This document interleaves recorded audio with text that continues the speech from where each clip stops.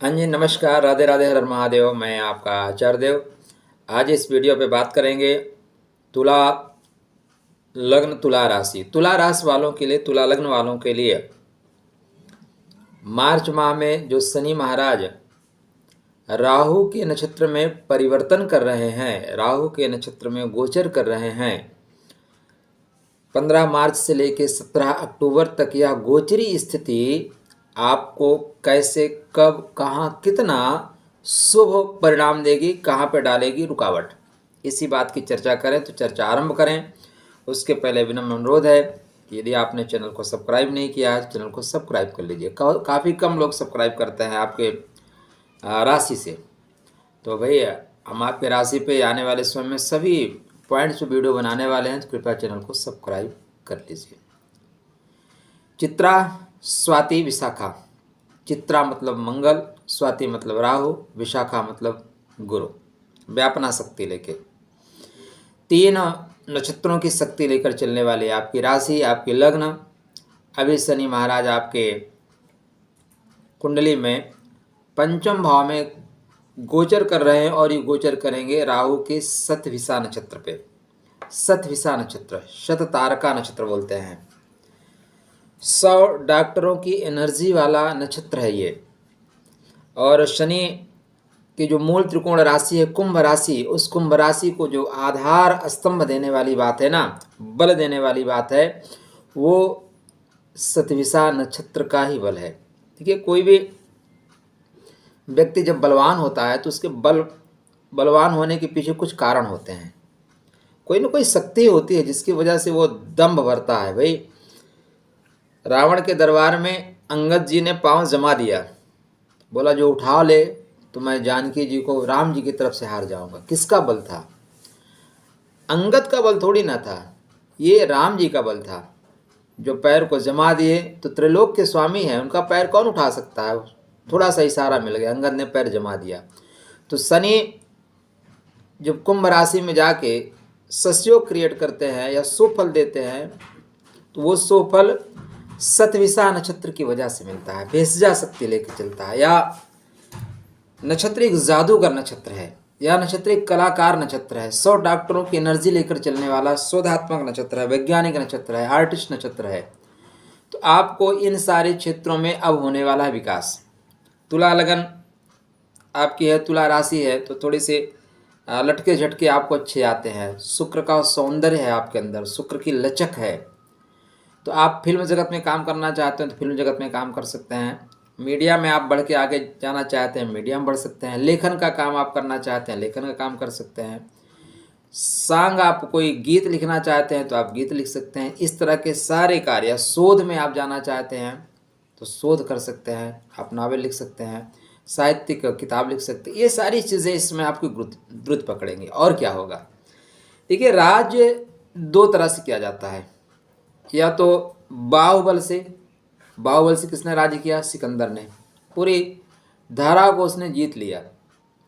या तो बुद्धि बल से। 2 तरह से ही राज्य किया जाता है, या तो बाहुबल से या बुद्धि बल से। कुंडली में जब आप देखें ना, मंत्री पदत्व की प्राप्ति, मंत्री पद प्राप्त होता है जब पंचमेश स्वग्रही हो, पंचमेश उच्च का हो, पंचमेश बहुत अच्छी कंडीशन में हो जाए, तो ऐसे व्यक्ति को मंत्री बना दिया जाता है। अब मंत्री कोई मूर्ख को तो कोई बनाएगा नहीं, ठीक। हाँ, प्रधानमंत्री बनाने के लिए लोग एक मूर्ख का चयन कर लिए हैं, बात अलग है, लेकिन मंत्री किसी मूर्ख को नहीं बनाया जाता नॉर्मल तरीके से। आपकी बुद्धि ही आपको मंत्री पदत्व प्राप्त कराएगी, क्योंकि राजा के पास समय नहीं होता सब कुछ विचारने के लिए। तो राजा चाहता है कि भाई हम हर विभाग में अपने अपने एक मंत्री रखें जो हमें फाइनल आइडिया दे सके। इसलिए यहाँ का जो शनि है वो आपको वैचारिक शक्ति इतनी प्रबल देगा कि लोग आपको आगे बढ़ा देंगे, लोग आपको आगे बढ़ा देंगे। अब ऐसा क्या है शतभिषा नक्षत्र में? तो देखिए, शतभिषा नक्षत्र अपने आप में सर्वाधिक शक्तिशाली जादूगर नक्षत्र है। इसका आप देखें ना तो प्रतीक क्या है? चक्र है। एक जादू महाभारत के रण में भी हुआ था। जब अर्जुन ने प्रतिज्ञा कर ली थी कल सायंकाल तक जयद्रथ का वध कर दूंगा, तो द्रोणाचार्य ने क्या किया? कमल व्यूह की रचना की और छुपा दिया जयद्रथ को ले जाके एक कोने में। भगवान को लगा खोज पाना मुश्किल है, तो उन्होंने एक जादू दिखाया। जादू क्या दिखाया कि उन्होंने सूर्य को ढक दिया, बोले ढक जाओ, कुछ देर के लिए अस्त हो जाओ। और जब अस्त हुआ तो जयद्रथ सामने प्रकट हुआ। भगवान ने कहा अर्जुन से, अब उठाओ, अब विलंब नहीं करना है, मारो साले को, दौड़ा के मारो। तो ये जादूगर नक्षत्र है, परिस्थितियों को अपने अनुसार क्रिएट कर लेता है, भूमिका बना लेता है, अपने अनुसार लोगों को परिवर्तित कर लेता है उसका नक्षत्र है ये। ध्यातव्य रहे, ध्यान देने वाली बात यह है, किसी और के लिए यह स्थिति बने या ना बने, लेकिन कुंडली में 3 लोगों के लिए यह स्थिति तो क्रिएट होगी। एक तो आपके लगन आपके राशि पे होगी, दूसरे कुंभ लगन कुंभ राशि पे होगी, तीसरे मिथुन लगन मिथुन राशि पे। 3 जगह यह स्थितियां क्रिएट होने वाली है। मतलब 12 राशि में 3 राशि आने वाले समय में जादूगर बनने वाले हैं, डेफिनेटली बनने वाले हैं। ये जैसा चाहेंगे वैसा वातावरण क्रिएट करेंगे, या वातावरण इनके अनुसार समायोजित हो जाएगा। अब आपके लगन में राहु चल रहे हैं। राहु का कौन सा नक्षत्र है? स्वाति नक्षत्र। स्वाति के गुण 3 गुण होते हैं स्वाति के। मतलब स्वाति का गुण शास्त्रकार कहते हैं कि कदली मतलब केले पे पड़े तो कर्पूर बन जाता है, सीप में पड़े तो मोती बन जाता है, और भुजंग के मुख में पड़े तो विष बन जाता है। स्वाति नक्षत्र काट के निखार देने का है, कोयले को लेता है और दबाव देता है, प्रेशर देता है और उसको बाद में हीरा बना देता है। ये स्वाति है। तो आपके लगन में स्वाति है, मतलब आपके व्यक्तित्व में स्वाति है। व्यक्तित्व में है, आप कसौटी पे कसे जाएंगे, कसौटी पे खरे उतरेंगे। आपके पंचम भाव में राहु है। पंचम भाव में राहु क्या है? सतविसा है। सतविसा 100 डॉक्टरों की शक्ति लेके चल रहा है। आपके नवम भाव मतलब पूर्व जन्म के जो कर्मा है ना, पूर्व जन्म का संचित शुभ कर्म है, वहाँ पे राहु का आर्द्रा नक्षत्र है। तो आपके तीनों जो त्रिकोण है ना, वहाँ पे राहु महाराज विद्यमान है। और विद्यमान कहाँ है? विद्यमान मिडिल में है, ठीक है ना। विद्यमान कहाँ है? मिडिल में। अब देखिए, चित्रा विशाखा के बीच में आएगा स्वाति। धनिष्ठा पूर्व भाद्रपद नक्षत्र के बीच में आएगा सतविसा। मृगशिरा और पुनर्वसु के बीच में आएगा आर्द्रा। मिडिल पॉइंट है और मध्य मजबूत है तो सारी चीज़ मजबूत है। कमर आपकी बैक मजबूत है तो सब कुछ मजबूत है। तो रीढ़ की हड्डी है ये, क्या है आपके लिए? रीढ़ की हड्डी जैसा है। इसलिए ये आपको अत्यंत श्रेष्ठ लाभ देने वाला है। किसमें? हाँ, अब किसमें? शनि जो है आपकी कुंडली में जिस पार्ट में प्रभाव डाल रहे होंगे वहाँ सुंदर परिणाम आपको मिलेगा। हरदम याद रखिएगा, आग जलती है ना तो रोशनी भी मिलती है, लेकिन तपिश भी आग की उठानी पड़ती है। हवन करिए ना, एक वातावरण शुद्ध होता है, लेकिन थोड़ा सा घर भी गंदा होता है, कभी कभी हाथ जल भी जाता है। तो आपकी कुंडली में शनि इमिडिएटली आप देखेंगे 3 पार्टों को प्रभावित करेंगे। उसके साथ साथ कुछ नकारात्मक पॉइंट भी आपको मिलेंगे। सारा सकारात्मक पॉइंट आपको नहीं मिलेगा। नकारात्मक पॉइंट क्या मिलेंगे वो बता देता हूँ, फिर सकारात्मक पे बात करता हूँ। आपके सप्तम भाव में राहु महाराज गोचर कर रहे हैं अश्विनी नक्षत्र में। थोड़ी सी गलती किए कि कट जाएंगे, रिश्ता कट जाएगा, दाम्पत्य जीवन खराब हो जाएगा। इस समय रिश्ते तोड़ने के लिए आपका मन बहुत करेगा, या लाइफ पार्टनर का करेगा। क्यों? क्योंकि आप पक चुके हैं। दबाव भी व्यक्ति एक लिमिट तक झेलता है।